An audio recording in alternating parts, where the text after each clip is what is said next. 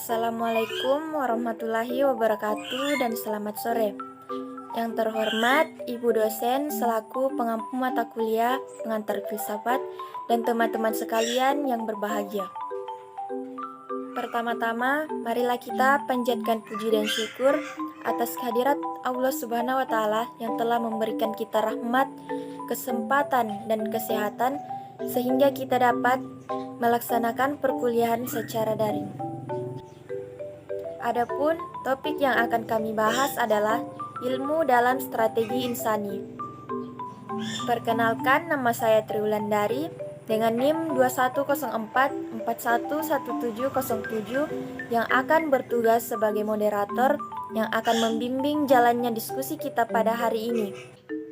Adapun anggota kelompok saya yaitu Yeheskil Pabendan, Muhammad Aryudi Awaluddin, Angel Kurnia Putri, Asrul Piandika Mursal. Sedangkan acara yang akan kita lewati adalah yang pertama sesi pembukaan, yang kedua sesi penyampaian dan penyajian, yang ketiga sesi tanya jawab, dan yang keempat yaitu sesi penutup. Baiklah teman-teman, langsung saja kita mulai ke sesi yang pertama yaitu pembukaan. Marilah kita mengucapkan basmalah bersama-sama. Selanjutnya adalah sesi penyampaian dan penyajian materi. Saya persilahkan kepada anggota kelompok untuk memaparkan materi secara bergiliran. Ilmu dan moral. Adapun arti moral dari segi bahasa berasal dari bahasa Latin. Mores yaitu jamak dari kata mos yang berarti adat kebiasaan. Dapat dipahami bahwa moral adalah istilah yang digunakan untuk memberikan batasan terhadap aktivitas manusia dengan nilai atau ketentuan baik atau buruk, benar atau salah. Dalam beberapa hal, antara etika dan moral memiliki perbedaan. Pertama, kalau dalam pembicaraan etika, untuk menentukan nilai perbuatan manusia baik atau buruk, menggunakan tolok ukur akal pikiran atau rasio. Sedangkan moral, tolok ukurnya yang digunakan adalah norma-norma yang tumbuh dan berkembang serta berlangsung di dalam masyarakat. Etika dan moral sama artinya, tetapi dalam pemakaian sehari-hari ada sedikit perbedaan. Moral atau moralitas dipakai untuk perbuatan yang sedang dinilai, sedangkan etika dipakai untuk pengkajian sistem nilai yang ada. Ilmu dan etika. Ilmu berasal dari kata bahasa Arab yaitu alimah, yang berarti tahu. Jadi, ilmu ataupun sains secara etimologis berarti pengetahuan. Ilmu adalah hal-hal yang diketahui atau keseluruhan dari kebenaran-kebenaran yang terkait antara satu dan yang lainnya. Bagi ilmu, tidak cukup renungan dan pencaman atau pendalaman berpikir saja, melainkan mesti berkembang melalui pencerapan inderaan dan penginderaan atau sensation. Pengumpulan dan perbandingan data, penilaian jumlah berupa perhitungan, penimbangan, pengukuran, meningkat dari data-data tentang hal khusus pada yang khusus atau deduksi, menarik kias analogi antara peristiwa yang ada kesamaannya, serta berpikir dengan menarik kesimpulan yang logikal dan dapat dipertanggungjawabkan oleh logika. Sifat ilmu. Pertama, rasional. Proses pemikiran yang berlangsung dalam ilmu itu harus dan hanya tunduk pada hukum-hukum logika. 2. Empiris. Kesimpulan yang didapatnya harus dapat ditentukan pada verifikasi panca indera manusia. Ketiga, sistematis. Fakta yang relevan itu harus disusun dalam suatu kebulatan yang konsisten. 4. Umum. Harus dapat dipelajari oleh setiap orang, tidak bersifat esoterik. Kelima, akumulatif. Kebenaran yang diperoleh selalu dapat dijadikan dasar untuk memperoleh kebenaran yang baru. Etika berasal dari bahasa Yunani, yaitu ethos, dalam bentuk tunggal yang berarti kebiasaan. Etika merupakan dunianya filsafat, nilai, dan moral, yang mana etika bersifat abstrak, serta berkenaan dengan persoalan baik dan buruk. Oleh karena itu, dapat disimpulkan bahwa etika adalah 1. Ilmu tentang apa yang baik dan apa yang buruk, terutama tentang hak dan kewajiban moral. Kedua, kumpulan asas atau nilai yang berkenaan dengan akhlak. Yang ketiga, nilai mengenai benar atau salah yang dianut suatu golongan atau masyarakat. Tanggung jawab ilmuwan. Secara garis besar dapat diuraikan bahwa tanggung jawab pokok ilmuwan adalah yang pertama, mengembangkan ilmu pengetahuan dan teknologi, berpikir, melakukan penelitian dan pengembangan, menumbuhkan sikap positif konstruktif, meningkatkan nilai tambah dan produktivitas, konsisten dengan proses penelaahan keilmuan, menguasai bidang kajian ilmu secara mendalam, mengkaji perkembangan teknologi secara rinci, bersifat terbuka, profesional dan mempublikasikan temuannya. Kedua, meningkatkan kesejahteraan masyarakat dengan menemukan masalah yang sudah akan memengaruhi kehidupan masyarakat dan mengomunikasikannya, menemukan pemecahan masalah yang dihadapi masyarakat, membantu meningkatkan kesejahteraan masyarakat, menggunakan hasil penemuan untuk kepentingan kemanusiaan, mengungkapkan kebenaran dengan segala konsekuensinya, dan mengembangkan kebudayaan nasional. Selain hal tersebut, sebagaimana yang telah disinggung bahwa ilmuwan memiliki tanggung jawab sosial, moral, dan etika. Tanggung jawab sosial.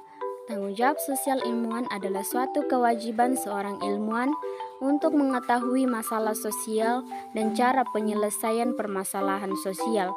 Beberapa bentuk tanggung jawab sosial ilmuwan yaitu membantu pemerintah untuk menemukan cara dalam rangka mempercepat proses integrasi sosial budaya, yang mana integrasi tersebut bertujuan untuk mempererat tali kesatuan antara masyarakat Indonesia.